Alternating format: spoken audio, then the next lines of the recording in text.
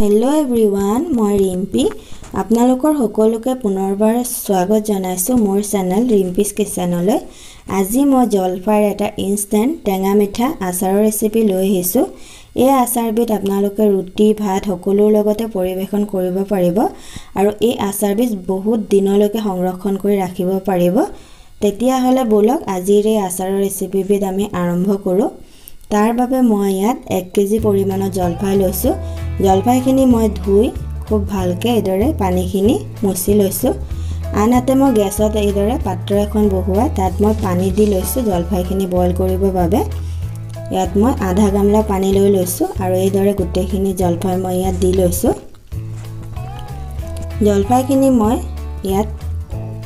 খুব ধুনিয়াকৈ বইল কৰি লৈছো এটো মই বেছিও হিজাই নিদিম এসক জলফাই আমাৰ কালাৰটো চেঞ্জ হৈ গৈছে এতিয়া মই চেক কৰি লৈছো জলফাইটো আমাৰ হিজিছে নে নাই এয়া মই এটা হেচি চাইছো জলফাইটো আমাৰ পাৰফেক্টলি পুৰা হিজি গৈছে এতিয়া মই এইখিনি নমাই পানীটো এক্সট্ৰা কৰি দিম ইয়াৰ পৰা জলফাই যাতে কোনো ধৰণৰ পানী নাথাকে এটো লক্ষ্য ৰাখিব এয়া মই এদৰে এক্সট্ৰা পাত্ৰ এটা উলিয়াই লৈছো জলফাইখিনি আৰু এইদৰে মই এটো হাতেৰে এইদৰে হেচি পিটিকি মই আন এটা পাত্ৰত লৈ লম গুটেখিনি জলফাই এইদৰে হেচি লব আঙুলি সহায়ত এয়া মই গুটেখিনি জলফাই হৈ গল ৰেডি এতিয়া মই ইয়াৰ মছলাৰ বাবে ইয়াত 1 চামুচ জিৰা লৈছো গোটা জিৰা চপ 1 চামুচ পাঁচফোৰণ 1 চামুচ গোটা ধনিয়া 1 চামুচ শুকান জলকীয়া 5টা লৈ লৈছো আৰু গেছত কেৰাহী এখন বহুৱাই এই মছলাখিনি মই খুব ধুনিয়াকৈ ফ্ৰাই কৰি মছলাটো ৰেডি কৰি লম এটো মই লো ফ্লেমত 10 মিনিট সময় ফ্ৰাই কৰি লৈছো ইয়াৰ পৰা খুব ধুনিয়া এটা গোন্ধ আহিব গোন্ধটো অহাৰ পিছত কালাৰটো চেঞ্জ হৈ গলে এটো নমাই ঠাণ্ডা কৰি মই এটো মিক্সিত গুৰি কৰি লৈছো ভালকে আন এটা একেখন কেৰাহীতে মই ইয়াত 1 কাপ পৰিমাণৰ মিঠাতেল দি লৈছো মিঠাতেলখিনি দি মই গেছ তেলখিনি খুব ভালকে মই গৰম কৰি লৈছো গৰম হোৱাৰ পিছত ইয়াত 1 চামুচ পৰিমাণত পাঁচফোৰণ দি লৈছো পাঁচফোৰণখিনি এইদৰে হৈ যোৱাৰ পিছত ইয়াত মই মেশ কৰি লোৱা জলফাইখিনি দি লম দৰে মই গুটেখিনি জলফাই দি লৈছো ইয়াত জলফাইখিনি দি মই এইখিনি গেছৰ ফ্লেমটো লো কৰি এইদৰে 10 মিনিট সময় ফ্ৰাই কৰি লম মই এটো গেছৰ ফ্লেমটো লো কৰি লব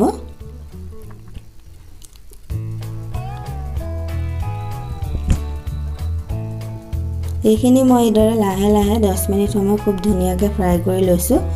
সব লাহে আমাৰ জলফাই কালাৰটো চেঞ্জ হৈ আহিছে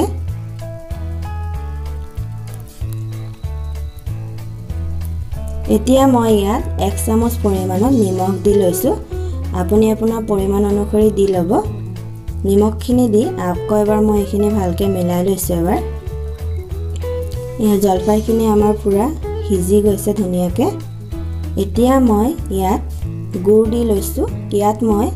400 গ্ৰাম পৰিমাণৰ গুড় লৈ লৈছো গুড়খিনি এদৰে সৰুকে কাটি মই এদৰে দি লৈছো দি মই এইখিনি খুব ভালকে মিলাই লম গুড়খিনি আমাৰ গলি যোৱা লৈকে ইয়াত কোনো ধৰণৰ পানী ব্যৱহাৰ নকৰিব মই ইয়াত কোনো ধৰণৰ পানী ব্যৱহাৰ কৰা নাই পানী লাগিলে আচাৰটো আমাৰ বেয়া হৈ যাব পাৰে তাৰ কাৰণে এইদৰে লাহে লো ফ্লেমত ভাজি থাকিলে গুড়খিনি আমাৰ ধুনিয়াকৈ গলি যাব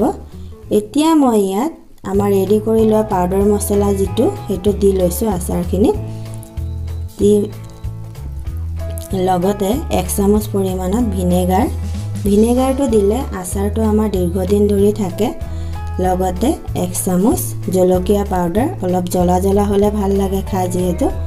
জলকীয়া পাউডাৰটো দি মই এইখিনি খুব ভালকৈ এবাৰ মিলাই লৈছো আকৌ এইদৰে খুব ধুনিয়াকৈ মিলাই মই এইখিনি 10 মিনিট সময় আকৌ লো ফ্লেমত এইদৰে ফ্ৰাই কৰি লম ইয়াছক আচাৰটো আমাৰ ৰেডি হৈ গল কালাৰটো কি ধুনিয়া হৈছে আৰু এটো খাবলৈ বহুত বেছি টেষ্টি হয় আপোনালোকে এইদৰে এবাৰ বনাই ট্ৰাই কৰি চাব ৰেচিপিটো মোৰ ভাল লাগিলে জনাব কেনেকুৱা হৈছে কমেন্টত আৰু প্লিজ মোৰ চেনেলটো সাবস্ক্ৰাইব কৰি দিব আৰু কাষতে থকা বেল আইকনটো প্ৰেছ কৰি অল কৰিব ভিডিঅ'টো লাইক কৰিব শ্বেয়াৰ কৰিব ধন্যবাদ